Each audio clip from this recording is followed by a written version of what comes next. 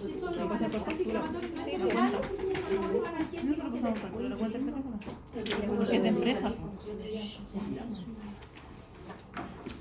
Y los AINES entonces son fármacos que tienen estructura química muy diferente, pero todos tienen el mismo mecanismo de acción, que es inhibir la síntesis de prostaglandina.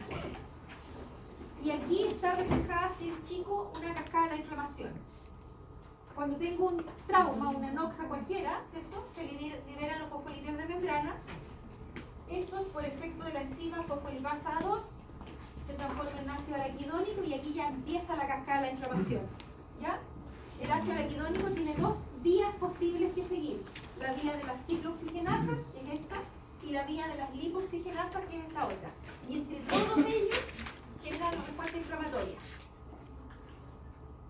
Entonces, los AINES decíamos que lo que hacen es inhibir la síntesis de prostaglandina y lo hacen porque inhiben la vía de las ciclooxigenasas. Actúan a este nivel. Y hay dos ciclooxigenasas, 1 y 2. Básicamente el efecto lo tenemos con la inhibición de las prostaglandinas, que hacen que no tengamos dolor, ni inflamación, ni pirexis, ni fiebre. Pero acuérdense que las prostaglandinas están ahí porque tienen funciones fisiológicas. Entre ellas, gastroprotección, ¿cierto? Aumentan la producción de mucus y de bicarbonato, y eso lo perdemos con estos fármacos. Mantienen el flujo sanguíneo renal, el flujo de riñón como órgano, también lo perdemos. Y por la inhibición de la síntesis de tromboxanos tenemos hemorragias, riesgos mayores de hemorragia. ¿Ya? Eso es lo que hacen los AINES, que son los que vamos a ver ahora. Los glucocorticoides, que los que vamos a ver después, actúan aquí, inhibiendo la fosfolipasa A2. Por lo tanto, ni siquiera se produce el ácido araquidónico. Se liberan los fosfolípidos de membrana y queda hasta ahí. Por lo tanto, los glucocorticoides son mucho mejores antiinflamatorios que los AINES. ¿Ya? Y tenemos otro tipo de AINES que se les llama AINES duales o AINES COX-LOX, que inhiben la vía de la ciclooxigenasa y la vía de la lipoxigenasa. Cuando se crearon estos AINES duales, la razón fue que ellos dijeron, si yo inhibo este lado con un AINES, todo el ácido araquidónico va a ir a la vía de la lipoxigenasa y por lo tanto la inflamación va a ser la misma, o prácticamente la misma. Y se crearon los AINES duales, que inhiben las dos cosas. Entonces son menos eficientes que el corticoide, pero son mucho más eficientes que un AINES solo. ¿Cómo cuál? ¿Cómo? ¿Cómo cuál? La tepoxalina. Pero en la práctica no es tan así. La efectividad es la misma de cualquier AINES, pero tienen menos riesgo de producir estos problemas, ¿cierto? Sobre todo digestivos, pero también algo de renales. Entonces, la efectividad que se esperaba obtener no se obtuvo, pero por lo menos tienen menos riesgo. ¿Ya? Entonces, todos existen, todos se usan y tengo que elegir el más adecuado. Ahora vamos a ver los AINES. Todos los AINES tienen efectos analgésicos, antiinflamatorios y antipiréticos. Y ya sabemos, inhiben las ciclooxigenasas y hay dos tipos de ciclooxigenasas, COX-1 y COX-2. La que más conocemos es la COX-1 porque la COX-1 es una enzima constitutiva, está siempre ahí y está en todos los tejidos. A diferencia de la COX-2 que es inducida frente a estímulo inflamatorio. Entonces está solo cuando hay inflamación. Entonces es más difícil estudiarla. Desde el punto de vista de la estructura, si se fijan, cuando yo doy un fármaco, el fármaco entra por aquí. Entonces, esta forma de entrar, hay cierto tipo de fármacos que son capaces de ingresar e inhibir la ciclooxigenasa 1. En cambio, aquí tengo una bolsa, una entrada más grande. Entonces, hay fármacos que ingresan y pueden inhibir la COX-2, pero no pueden inhibir la COX-1. ¿Ya? Entonces, vamos a ir viendo que el efecto, los RAM en la práctica, más que el efecto terapéutico, los RAM tienen que ver fundamentalmente con la enzima que inhiben. Como les decía, la que más se sabe es la COX-1 y se sabe que tiene mucho que ver con los efectos negativos de este grupo de fármacos. ¿Por qué? Porque inhibimos, ¿cierto? Cuando estimulamos la COX-1, inhibimos la producción de prostaglandina, que ya sabemos tiene un efecto gastroprotector, tiene un efecto nefroprotector, también participa en la agregación plaquetaria, bueno, y participa en la migración de neutrófilos. Y ahí nomás está la parte inflamatoria, ¿cierto? Todo el resto de los efectos de las prostaglandinas son negativos, por así decirlo, son efectos que yo no quiero tener. Entonces, lo que más conocemos es lo que hacen los que actúan a nivel de la COX-1. Los que actúan a nivel de la COX-2, sabemos que esa enzima no está siempre ahí presente, pero sabemos que sí, lo mismo está encargada de producir prostaglandinas, prostaciclina y tropoxano. O sea, lo mismo que acá. Pero el efecto real no es tan conocido. Sabemos que tiene efectos fisiológicos, pero no sabemos si son gastroprotectores, nefroprotectores como estos, que esto se sabe muy bien, porque están siempre ahí, re fácil estudiarlo, ¿ya? Entonces sabemos que tienen funciones fisiológicas, sabemos que participan en procesos inflamatorios, pero se sabe mucho menos qué hacen estas prostaglandinas, por ejemplo, que son inhibidas cuando yo doy un AINES. Ahora, existe una que se le llama a veces COX-3, que en realidad es una COX-1, pero que está en el sistema nervioso central solamente, no está en todos lados, está solo ahí. Por eso se le tiende a llamar COX-3 para diferenciarla, pero en realidad es igual que esta, ¿ya? Es una enzima igual que esa. Se sabe que cuando se inhibe esa COX-3, ¿cierto? Se obtiene un efecto antipirético y analgésico, pero no antiinflamatorio. Y aquí es donde actúa el paracetamol, que es, de nuevo, así como el tramadol no es un opiáceo propiamente tal, el paracetamol no es un AINES propiamente tal, pero a esto es a lo que más se parece, ¿ya? Así que lo vamos a ver aquí en esta parte. Bueno, cuando se inhiben los tromboxanos, tenemos hemorragia, ¿cierto?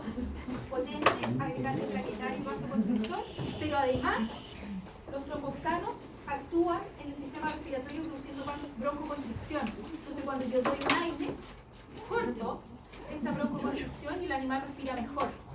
Por eso uno de los usos importantes, por lo menos en veterinaria, de los AINES es para problemas respiratorios. ¿Ya? Funciona, ayuda, porque evita esta broncoconstricción que producen los tromboxanos.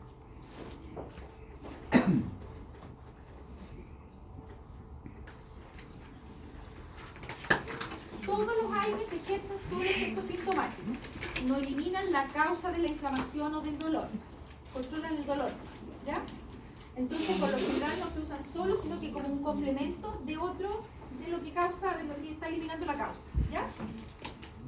Lo que les decía, se sabe que el efecto antiinflamatorio tiene mucho que ver con la inhibición de la ciclooxigenasa 2 y se sabe que los efectos negativos, ¿cierto? Indeseables, tienen que ver con la inhibición de la ciclooxigenasa 1. Y si se fijan, tiene un montón de efectos negativos, ¿cierto? Bueno, hay dos formas de clasificar los AINES. Uno es según su estructura química y la otra según la enzima que inhibe. La clasificación de acuerdo a su estructura química lo clasifica en derivados carboxílicos y derivados enólicos. Y hay autores que ponen previo a esta clasificación, le ponen AINES acídicos a estos dos. ¿Por qué? Porque todos los AINES son acídicos, son ácidos débiles, ¿ya? Y esos autores ponen un segundo grupo, que es de AINES no acídicos, que ahí está el paracetamol, lo que les decía. Hay autores que los incluyen aquí en este grupo, pero son un grupo especial de AINES, porque no tiene pH ácido. Se llama el grupo de los paraminofenoles. Y el único que tenemos es el paracetamol. Bueno, los derivados carboxílicos, tenemos los salicilatos, como el ácido acetilsalicílico, que nosotros en veterinaria hasta ahora no lo usamos. Se cree que a corto plazo vamos a usarlo igual como lo usa en humanos la cardioaspirina, ¿cierto? El ácido acetilsalicílico en dosis baja para evitar trombosis. O sea, no para evitar dolor ni nada, sino que para evitar trombosis. Porque se sabe que buena parte de las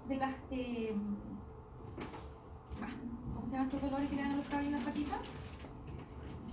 Laminitis. Las laminitis. Buena parte de las laminitis tienen que ver con trombos en los caballos.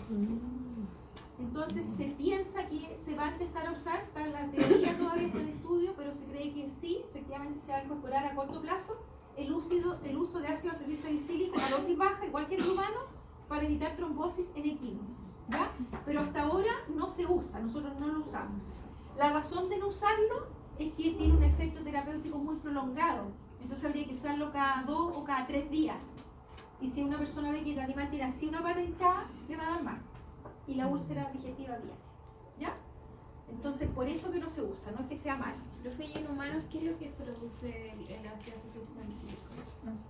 Es que lo puedo usar como analgésico, acuérdate que ahora le ponen un recubrimiento para que no dañen el estómago.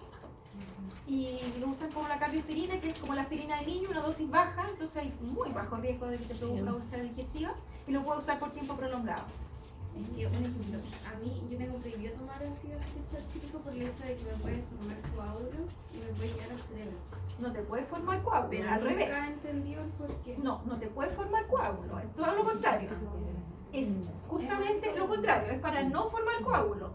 Para eso le dan a la gente y le llaman cardioaspirina, porque es para evitar que se produzcan coágulos y produzcan zonas de infarto. Por ejemplo, aquí. Es al revés, ¿ya? No sé a qué se refiere. Ahora, hay gente que tiene alergia, que hace una reacción de hipersensibilidad a algunos. Bueno, la hipersensibilidad se puede generar a cualquier fármaco, pero hay gente que tiene hipersensibilidad a todos los AINES. A lo mejor anda por ahí lo que tienes tú, pero eso no tiene nada que ver con coágulo. Nada que ver, ¿ya? Bueno, como les decía, los salicilatos nosotros hasta ahora no los usamos, ¿ya? Derivados antranílicos, el que usamos es el fluoxilmerlumina. Profenos, usamos carprofeno y ketoprofeno. Indolinas, se usó la indometacina, ya no se usa, yo no sé, creo que nadie la usa. Y los derivados enólicos, tenemos los oxicames, que se usa meloxicam y piloxicam, pirazolonas, la fenilbutasona fundamentalmente, y como les decía, este grupo que algunos lo ponen y otros no lo ponen, porque no corresponde, se considera que todos los AINES son ácidos, y este no, ¿ya?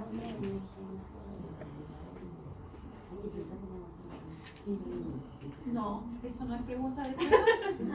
Está preguntando una ridiculez como ¿eso te dices? No. Ridiculez como eso no te haga preguntas jamás. Nombre, fármaco, acídico, no. Nombre, No. Acuérdense que lo que nosotros buscamos es que podamos elegir. Esa es la idea con esto. No, esta clasificación no las pasa porque te quería hacerlo. Pero no. Bueno, la clasificación que más se usa desde el punto de vista clínico es la clasificación según la enzima que inhiben, porque esa es lo que nos va a indicar los ramos, ¿cierto? Que tenemos. Tenemos inhibidores preferenciales COX-1, que son los que más riesgo de daño digestivo tienen. Úlceras digestivas, ¿ya? Y aquí está la aspirina, que ya sabemos no la usamos, pero está también el piroxicam, que sí lo usamos. Inhibidores no selectivos, que se inhiben tanto la ciclooxigenasa 1 como la 2, y aquí todos lo usamos: ketoprofeno, carprofeno, fluoxilmerlumina y fenilbutasona. Inhibidores preferenciales COX-2, preferenciales, no quiere decir que no inhiban nada la COX-1. Entonces hay menor riesgo de úlceras digestivas, pero no hay cero riesgos. Y aquí tenemos el etodolaco y el meloxicam que lo usamos. Y inhibidores selectivos COX-2, que aquí deberían inhibir solo la COX-2 a dosis terapéutica. Se les llama COXIPs porque todos terminan en COXIP, ¿ya? Y estos sí que no nos debieran producir nunca úlceras digestivas, pero igual hay que usarlos con precaución, ¿ya? Entonces me permitirían tratamientos prolongados, uso con mayor seguridad, lo podría llegar a usar en un paciente que tiene gastritis, digamos, cosas así, ¿ya? Y aquí tenemos algunos que son de humanos, pero que lo podemos usar, como el Deracoxib, y tenemos otros que son de uso veterinario exclusivo, ¿ya? Así que tenemos muchas alternativas dentro de este grupo de fármacos. El mecanismo de acción, dijimos, que todos funcionan, los efectos terapéuticos, por inhibición de las prostaglandinas.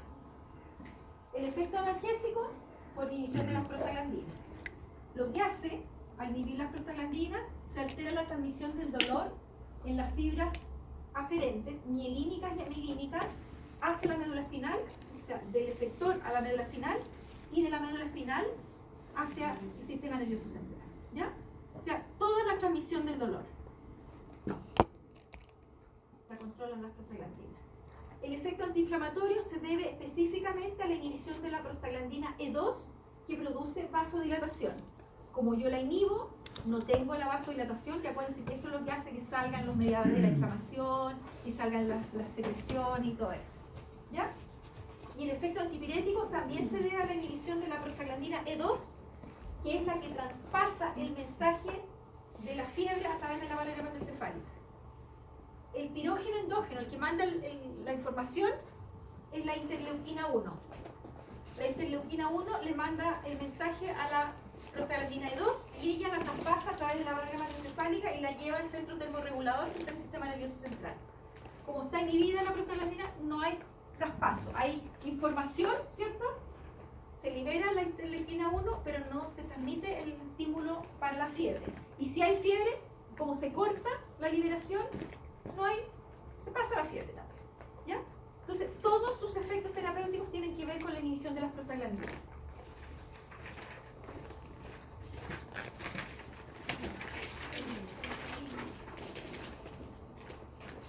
Ya sabemos, los AINES son dos ácidos débiles. Tienen buena absorción, tanto por vía oral como intramuscular, y tienen buena biodisponibilidad, alrededor del 80%. Bueno, no todos se pueden poner por vía endovenosa, por eso que aparece la vía oral y la intramuscular, ¿ya? Tienen alto grado de una proteína plasmática, alrededor de un 99%, un 90%, ¿ya? Excepto la aspirina, pero nosotros no la usamos. Y esa es la razón por qué la mayoría de los AINES nosotros los administramos cada 24 horas. A diferencia de un humano, siempre tienen otras frecuencias de administración. Todos tienen volumen de distribución bajo. Lo que decíamos, que los que tienen volumen de distribución bajo se demoran en salir de la sangre para ir al tejido y por consiguiente al órgano blanco. Por eso que los AINES, cuando los voy a usar para el dolor postquirúrgico, los pongo antes de la cirugía, ¿cierto? Uso un AINES normalmente para el dolor postquirúrgico y uso algo para controlar el dolor intraquirúrgico, por ejemplo el MILK, ¿cierto? Porque demoran entre 1 a 2 horas empezar a hacer efecto, porque tienen un volumen de distribución bajo. La mayoría tiene metabolización de fase 1 en hígado y después conjugación con ácido glucurónico y con glicina, fase 2. Y aquí ya empezamos con problemas con los gatos. Los gatos no solamente no pueden usar el paracetamol, no deben usar ningún AINES. Si yo uso un AINES en un gato, tengo que tener la autorización escrita del dueño del gato. Sí. Ninguno. ¿Ya? Bueno, el inflamador que estamos hablando, el inflamador tampoco lo deberíamos usar en los gatos. Los gatos son muy complicados. ¿Ya? Pero todos se ocupa harto el lácteo, el picante, Pero tiene que tener la autorización del dueño, no digo que no lo use. Pero el dueño tiene que saber que tiene un riesgo. Sí, cuando vean medicina felina les van a dar toda esa información. Se usan, sí. Y generalmente aquí no hacen a la gente que firme ninguna cosa. ¿Ya? ¿Por qué? Porque aquí si se murió el gato nadie demanda. En otros países sí. ¿Ya? Aquí, por ejemplo, nosotros damos muchos fármacos por vía oral. Y es muy frecuente que el gato se le produzca esofagitis, porque no se los traga bien. En los gatos, cuando uno le da un medicamento por vía oral, siempre tiene que darle algo después. Líquido, algo, lo que sea. Pero tengo que hacer lo que trae algo para que no se le genere esofagitis. En otros países también hay demanda por esofagitis en los gatos. Nosotros aquí estamos en Jauja, ¿ya? Pero no es que no se produzca la esofagitis. Tengo que hacerlo, ¿ya? Pero eso de llenar las lacunas o llenar, Corre riesgo de producir hemorragia. No debieras. No debieras. En equino, fundamentalmente.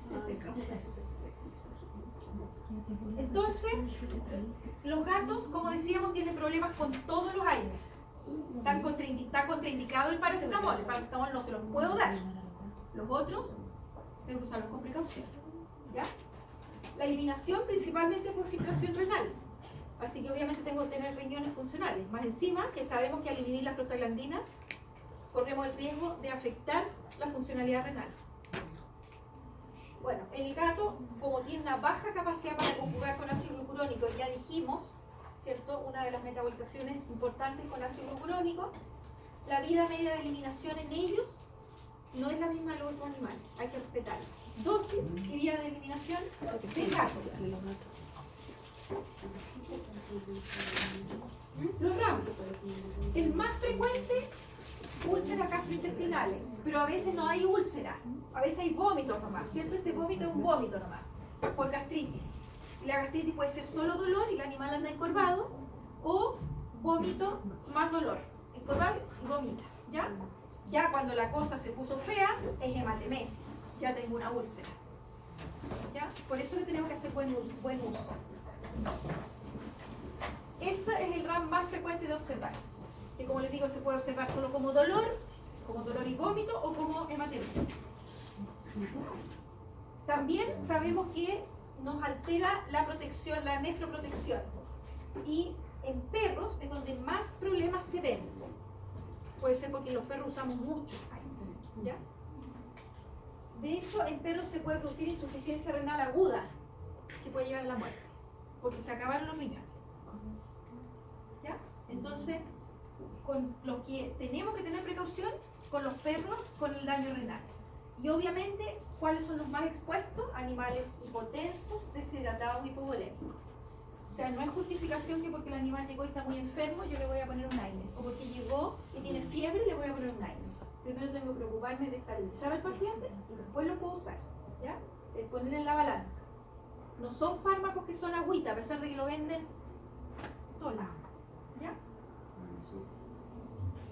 Produce además aumento del tiempo de coagulación, ¿cierto? Y disminución de la agregación plaquetaria porque inhibe la síntesis de los tromboxanos. Y este es el otro RAP. De hecho, en las personas que usan cardioaspirina, si van a ser sometidos a una cirugía, le cortan la cardioaspirina por lo menos una semana antes, porque si no las hemorragias son terribles. Las mujeres, ¿cierto? Las viejitas, sobre todo las abuelitas que toman cardioaspirina, cuando cocinan, dejan todo lleno de sangre para se llegan a cortar. Y uno típico cuando uno cocina se corta, ¿ya? Y no coagulan fácilmente. Así que eso que pareciera como que no fuera tan importante, a veces es importante, ¿ya? Entonces, así como lo estamos protegiendo de evitar trombosis, provocamos hemorragias a veces. Así que hay que cuidar a la gente que toma las cardioaspirinas. Contraindicaciones, o sea, no usarlo. No usarlo en animales que tienen úlceras gastrointestinales ya, porque se van a agrandar. Y no usarlo en animales hipotensos, hipovolémicos y deshidratados.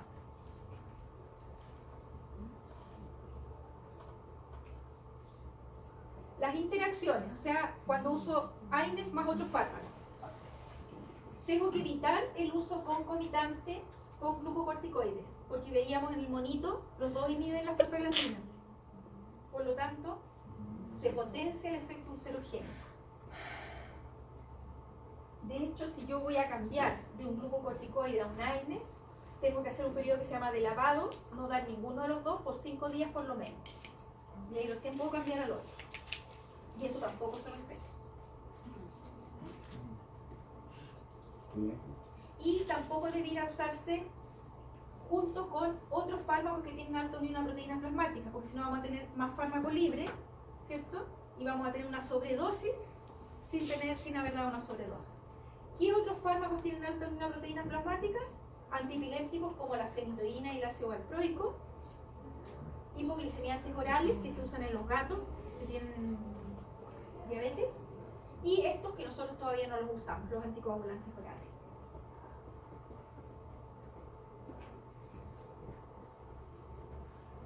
Y vamos a ver algunos de los que se usan en veterinaria. Tenemos la fenilbutasona, que se usa en el tenequino, como sale el monito ahí. Está aprobada, no sé si les hablé de la FDA o les hablaron de la alimentación. FDA es Food de Alimento and Drug, son fármacos Administration, ¿ya? Es una institución que es estadounidense, pero que nosotros también aportamos, que se preocupa del estudio de los alimentos y de los fármacos. Entonces, ellos hacen los estudios y diseminan la información y nosotros les pasamos lo que ellos nos dicen porque ahí hay más presupuesto para información. Hay chilenos trabajando en la FDA, ¿ya? La gracia que tiene es que si la FDA me dice que está aprobada para uso en equinos y caninos, yo en esos animales lo puedo usar con seguridad. Nadie me dice que no puedo usarlo en otros, pero en otros nadie me garantiza que pueda ser seguro, ¿ya? Si ellos me dicen perro y equino, es perro y equino, ¿ya? Entonces por eso que es una buena opción basarse en lo que ellos nos dicen. Entonces ellos nos dicen que lo podemos usar con tranquilidad en equinos y caninos, y en la práctica en los que más se usan es en equinos. Sabemos que es un profármaco, ¿cierto? Ya lo vimos. Es metabolizado en hígado por metabolización de fase 1 y el principio que realmente actúa es la oxifenbutazona. Ahora, existe oxifenbutazona como fármaco, pero por alguna razón no funciona igual de bien que la fenilbutazona. Casi no se usa, ¿ya? Por si lo llegan a ver. Debería funcionar igual de bien, pero como echan en el laboratorio una cuestión externa, lo que hace el organismo con la fenilbutazona lo hace mejor, ¿ya? En cambio, el que se pone químico de afuera no funciona igual de bien. Por eso que el que se usa es la fenilbutazona. Tiene los tres efectos, pero predomina el efecto antiinflamatorio. La biodisponibilidad por vía intramuscular es menor que por vía oral. Por eso se prefiere vía oral o endovenosa. ¿Por qué? Porque acuérdense que los equinos, que es donde más se usan, son herbívoros estrictos. Su pH es casi neutro, ¿cierto? 7, algo. 7,4 por ahí. Entonces, a ese pH tiende a precipitar en el músculo y no queda disponible, no se puede absorber. ¿Qué hay cuando lo pongo en el músculo? No se absorbe bien, ¿ya? Entonces mejor endovenoso o oral. Bueno, ¿para qué dolores se usa caballo carrera? Dolores musculoesqueléticos, ¿ya? Eso es para lo que más se usa. Y también se usa para cólicos, aunque no es muy efectivo para los cólicos, ¿ya? Si se administra por vía oral, idealmente alejado de los alimentos porque retarda la absorción al darlo junto con el alimento. Y lo que dice ahí, no está recomendado en animales de consumo porque se elimina muy lenta, tiene periodo de resguardo muy alto, muy largo. Entonces, es un mal negocio, digamos. No es que no se pueda usar, tienen que tener periodo de resguardo muy prolongado. Otro, la dipirona o metamizol, que sabemos que también es un profármaco. Y aquí, a partir de un medicamento, se producen 3 metabolitos activos. Tienen nombres químicos, por eso no los mencionamos, ¿ya? En este caso, predomina el efecto antipirético y analgésico por sobre el antiinflamatorio. Entonces, para eso es para lo que más se usa. Pero este efecto antipirético es tan eficiente que si el animal está muy débil, puede bajar la temperatura y dejarlo hipotérmico. Entonces, de nuevo, no hay que usarlo al lote, ¿ya? Tengo que elegir el más adecuado. Y es un muy buen analgésico. A los anestesistas les gusta mucho usarlo para la analgesia intraquirúrgica. Muy bueno. Entonces se usa principalmente para el dolor intra y postquirúrgico y se fijan en todo, hasta en los gatos.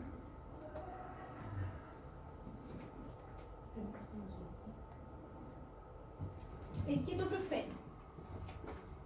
El ketoprofeno nosotros lo usamos en todos los animales. Tenemos esta presentación al 10% que es para animales mayores y tenemos un 1% que es para pensado más que nada en felinos y los perros chicos. ¿Ya?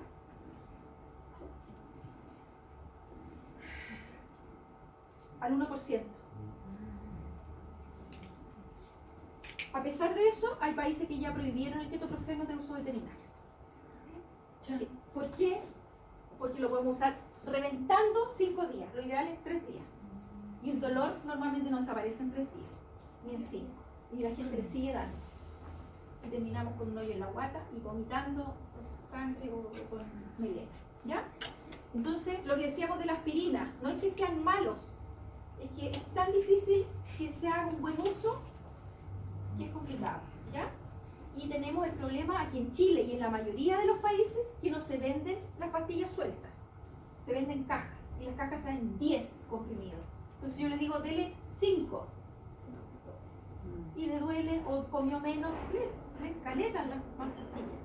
O yo le digo, dele cada 24 horas, que es lo normal. Le duele mucho, le voy a dar 8 pedacitos, 8 enteros, no sé. ¿Ya? Por eso que lo han prohibido en algunos países por uso veterinario. En el humano no está ese problema. El humano no puede tomar, aunque lo den con somatidina. Sí. Entonces, por si lo leen en alguna parte, esa es la razón. O sea, no es que dejó de ser bueno. El problema es que no lo podemos usar por muchos días. ¿Ya? Y en todas las especies está considerado máximo 5 días, aunque lo usen con gastroprotección. Bueno, ¿para qué sirve? Dolores musculotendinosos, dolores osteoarticulares, y ahí ya también partimos con problemas. Los dolores osteoarticulares no se quitan en 5 días. ¿Ya? Espondilitis, ¿sí? Sirve. Pero las espondilitis son para siempre. Politraumatismo, también. O sea, sirve. Es una deformación, una chuecura de la columna. No se desaparecen. Entonces, por eso que la práctica nos sirve para muchas cosas. No porque no sirva, no porque no lo puedo usar el tiempo que corresponda. ¿Ya? También sirve para dolor postoperatorio moderado y es un buen antipirético. Entonces, lo que decíamos de la dipirona, tengo un animal muy debilitado, está con 42, 45, no sé, lo que ustedes quieran, tiene una fiebre muy alta y yo digo, no, tengo que ponerle algo. Uso este en vez de dipirona. ¿Ya? ¿Se fijan que la elección terapéutica es lo que nos interesa? No es cómo se clasifica, es el cual elijo. Esa es la parte importante. Bueno, se usa en todas las especies. Este es de animales mayores, hay de animales menores, como les decía, pero en ninguno se recomienda por más de 5 días por el alto riesgo a nivel gástrico, úlceras gástricas, fundamentalmente.